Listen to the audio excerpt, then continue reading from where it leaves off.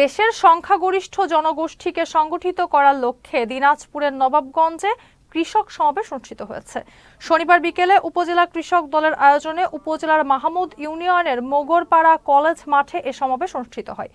উপজেলা কৃষক দলের সভাপতি কবিরুল ইসলাম বকুলের সভাপতিত্বে সমাবেশে বক্তব্য রাখেন জেলা বিএনপির উপদেষ্টা নজরুল ইসলাম ফাতে সহ অন্যান্যরা।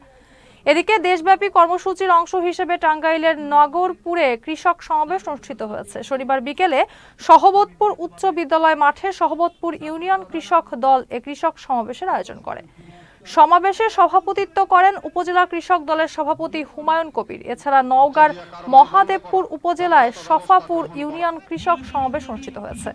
শনিবার বিকেলে উপজেলার সফাপুর বালিকা উচ্চ বিদ্যালয় মাঠে ইউনিয়ন কৃষক দলের সভাপতি হযরত আলী মণ্ডলের সভাপতিত্বে সমাবেশে প্রধান অতিথি হিসেবে বক্তব্য রাখেন কৃষক দলের কেন্দ্রীয় কমিটির যুগ্ম সাধারণ সম্পাদক ফজলে হুদা বাবুল।